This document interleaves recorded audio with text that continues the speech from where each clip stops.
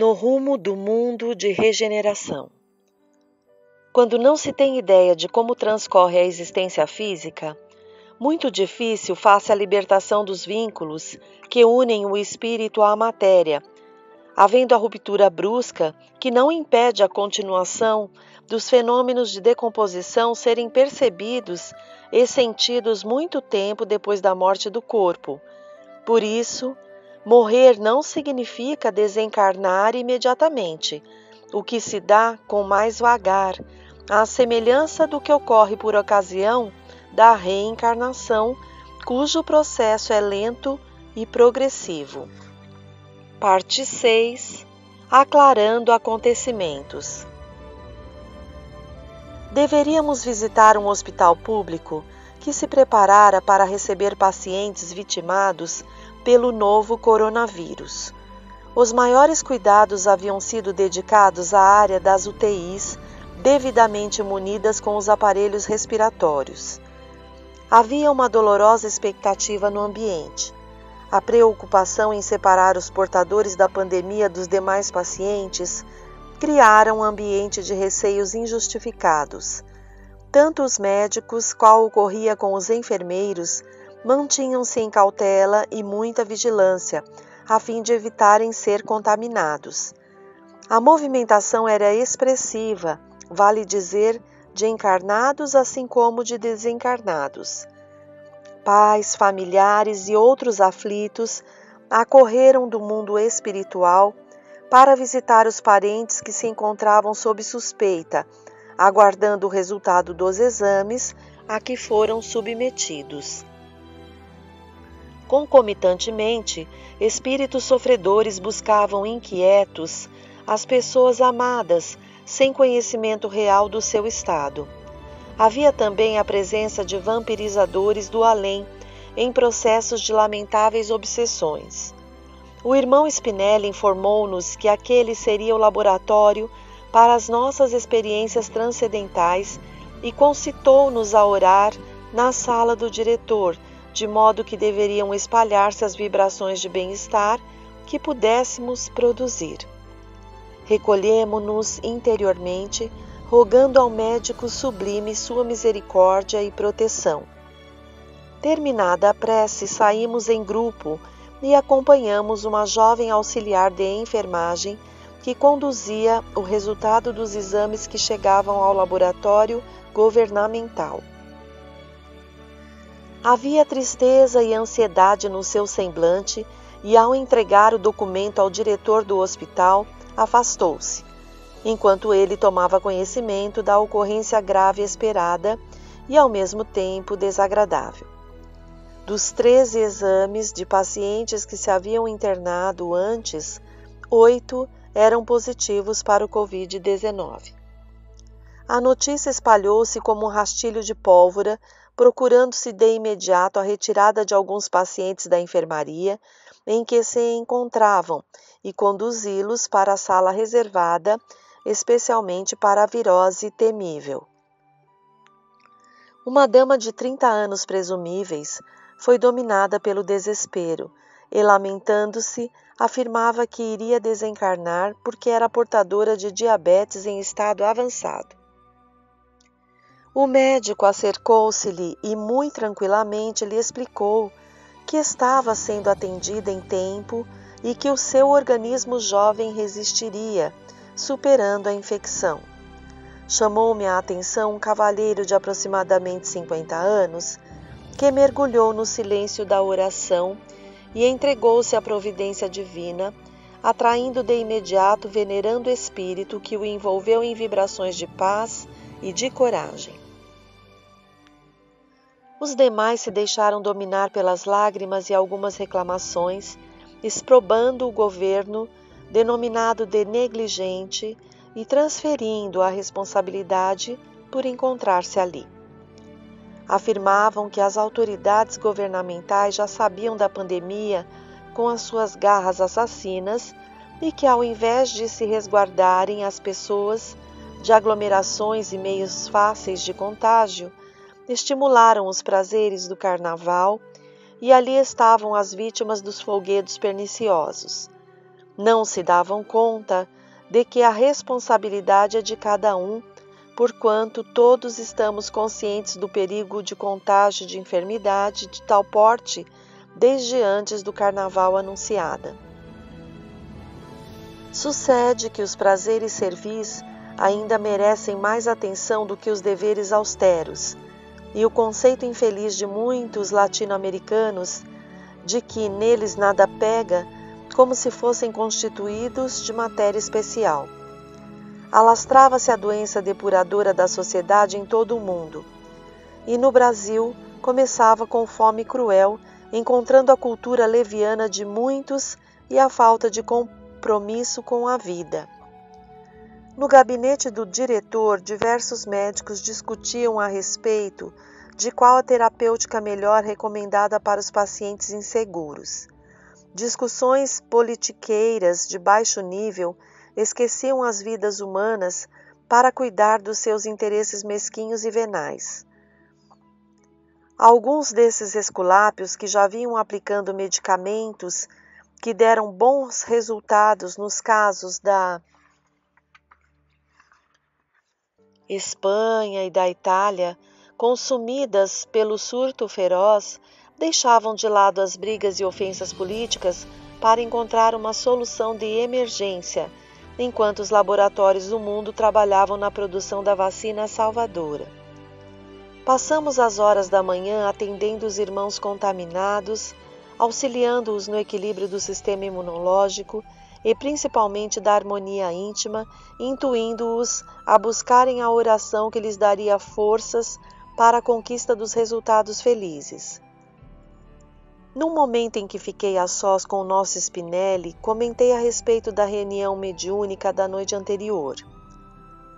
Entre os fenômenos que me surpreenderam, chocou-me o aparecimento dos espíritos que emergiam do solo, transformado num cemitério, com os seus aspectos atoleimados e infelizes. Perguntei-lhe se a cena que aconteceu na sala em que estávamos havia sido transportada de alguma região onde os espíritos se encontravam, ou como aconteceu o aparecimento da cena estranha e apavorante. Pacientemente explicou-me. Recorde-se, o caro Miranda, que a psicosfera ambiente no local da reunião modificou-se expressivamente à forma como se encontrava no início da atividade. Quando os irmãos apareceram, traziam as lembranças dos lugares em que viviam, e o pensamento firme de todos condensou no local em que então se encontravam, repetindo a paisagem dantesca em que viviam. A força da mente acostumada a determinadas circunstâncias e acontecimentos dá-lhes vida à medida que memoriza e vivencia. Todos ligados entre si pelos mesmos crimes e feitos, assim como pelas mesmas situações de resgate penoso, criam por ideoplastia os cenários e as circunstâncias que lhes são familiares.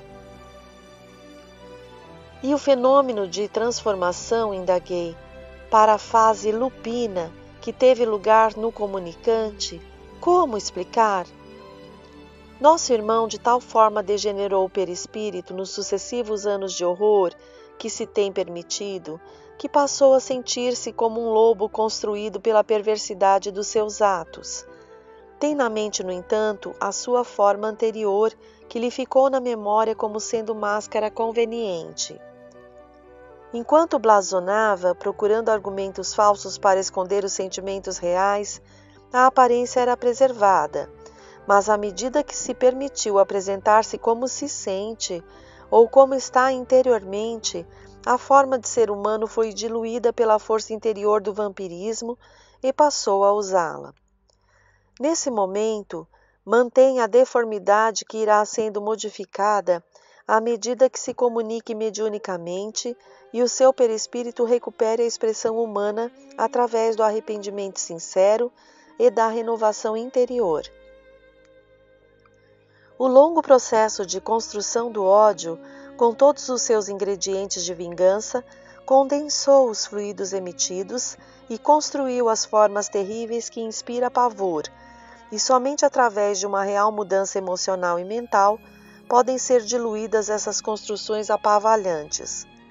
Após a comunicação mediúnica da noite passada, fluidos novos foram ingeridos e pensamentos diversas irão assomar do inconsciente profundo, reconstruindo a realidade humana que lhe caracterizou a última existência terrestre. O pensamento é sempre a fonte e a sede das construções do ser, sob qualquer aspecto considerado. Por isso, o Mestre Jesus sempre recomendou temperança e perseverança no bem, a fim de que as vinculações com a divina transcendência facultem o prosseguimento da ordem e da paz. Tudo quanto se pensa de acordo com a intensidade mental da ideia adquire forma e vida. As incontáveis construções mentais espalham-se por toda parte, gerando formas, pensamentos e até mesmo regiões específicas no baixo astral ou nas regiões formosas. Vivemos num mundo de energia que se amolda à onda mental, dando lugar a formas transitórias que o tempo cristaliza e se tornam material. Vejamos a nossa presença real nessa saleta, em que não somos detectados pelos reencarnados. E nada obstante, estamos percebendo sem atropelamentos as ocorrências que aqui têm lugar. Invisíveis somos, entretanto, tangíveis, porque temos peso atômico e volume próprio, graças ao envoltório do perispírito que nos modela a aparência. Podemos registrar aqui o que ora percebemos, como também, com um pouco de fixação da mente, acompanhar regressivamente tudo quanto aqui ocorreu, porque está impregnado nas diferentes faixas e ondas vibratórias. Ouvimos nesse momento alguns gritos e correria na direção do apartamento ao lado. Não somente as pessoas, como alguns espíritos, fomos atraídos e, ao nos adentrarmos, defrontamos uma paciente visivelmente incorporada por um inimigo espiritual que a dominava. Tudo acontecera rapidamente. Ao ser notificada que estava confirmado o diagnóstico da Covid-19, ela se contraiu e, dominada pelo medo da morte, começou a desarmonizar-se interiormente, quando o adversário que a persegue há algum tempo utilizou-se das circunstâncias para provocar uma grave reação perfeitamente dispensável. Agitou-se e começou a debater-se nas mãos dos enfermeiros, que logo pensaram ser uma crise emocional, como realmente o era, e de imediato aplicaram-lhe uma alta dose de calmante, deixando-a prostrada. O irmão Cláudio aproximou-se da paciente e, aplicando-lhe energias restauradoras, afastou o invasor, que foi controlado pelo nosso mentor, enquanto ela passou a dormir sob a ação do medicamento e dos fluidos. Ao sair da sala, em pleno corredor, ou melhor, foi transferida imediatamente para a parte do hospital em que poderia ficar com os outros enfermos sem o perigo de contaminação a outros pacientes. Ao sair da sala, em pleno corredor que levava à UTI, onde já se encontravam pacientes sendo atendidos com o respirador artificial, um deles, porém sexagenário, com uma história clínica mais grave, porque cardíaco, experimentava a asfixia proveniente do pulmão totalmente impossibilitado de cumprir a sua função, graças às colônias maciças do vírus e na sua volúpia devoradora. O coração pulsava com um imenso esforço para bombear o sangue e começou a falhar. O rosto congestionado pela asfixia e os olhos um pouco fora das órbitas denunciavam a presença da morte, o que se deu inexoravelmente. O irmão Spinelli aproximou-se do cadáver enquanto os funcionários tomavam as providências compatíveis e, apontando os brônquios e as câmaras pulmonares, elucidou o penalizado. Que tragédia do vício do tabaco! Nosso irmão é considerado como suicida indireto por haver submetido seu organismo à pressão das substâncias químicas do cigarro que lhe destruíram os alvéolos delicados, impedindo-os de manterem as suas funções vitais. Observamos que espíritos viciosos de péssimo nível moral acercaram-se do cadáver e arrebataram o recém-desencarnado antes da eliminação das últimas energias vitais do organismo. O pobre amigo, continuou Spinelli, despertará e passará a viver um verdadeiro pesadelo pela ignorância da ocorrência do fenômeno que acaba de suceder. Os suicídios indiretos no mundo são em número colossal, porque tudo que atenta contra a saúde, o bem-estar, o equilíbrio do organismo na vilegiatura carnal é uma agressão que culmina por derrotá-lo. Merece considerar que os vícios e atentados materiais à saúde impregnam o perispírito de miasmas destrutivos, facultando espaço para a instalação de muitas enfermidades ou simplesmente por somatização, ensejando enfermidades que não se encontravam na ficha evolutiva do ser. Igualmente, os hábitos mentais perniciosos, as conversações vulgares e tóxicas, as culturas do pensamento negativo geram vibriões e bactérias psíquicas que diminuem as forças do equilíbrio e da resistência humana, favorecendo a instalação de muitas enfermidades e transtornos emocionais. É indispensável que as fontes do pensamento sejam vigiadas, a fim de que das suas nascentes não surjam elementos destrutivos responsáveis por incontáveis males que perturbam os seus cultures.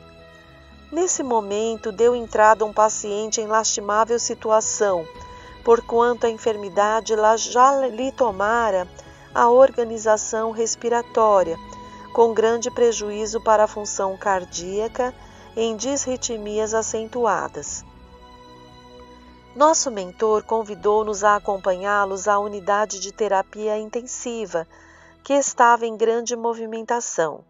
Já se encontrava com metade dos leitos ocupados e pairava no ar um tipo de expectativa pessimista. O novo paciente foi acomodado ao leito e, de imediato, passou a receber o auxílio do respiradouro artificial. Os danos causados pelo vírus eram muito graves e a assistência espiritual do enfermo era de péssima qualidade. Algumas entidades odientas maldiziam-no e o ameaçavam de forma impiedosa, anunciando seu próximo desenlace para o reencontro além do corpo com as consequências lamentáveis. O desencarnado, apavorado com a consciência de que chegara o seu momento fatal, inevitável, deixava-se dominar pelo desespero que mais o perturbava. A desencarnação deve ser um momento de serenidade, a fim de que a ruptura dos liames que vinculam o espírito à matéria densa seja suave, diluindo-se pela falta do fluido vital que mantém a existência orgânica. Quando não se tem ideia de como transcorre a existência física, muito difícil faz-se a libertação dos vínculos que unem o espírito à matéria, havendo a ruptura brusca que não impede a continuação dos fenômenos de decomposição serem percebidos e sentidos muito tempo depois da morte pelo corpo físico. Por isso, morrer não significa desencarnar imediatamente, o que se dá com mais vagar, à semelhança do que ocorre por ocasião da reencarnação, cujo processo é lento e progressivo.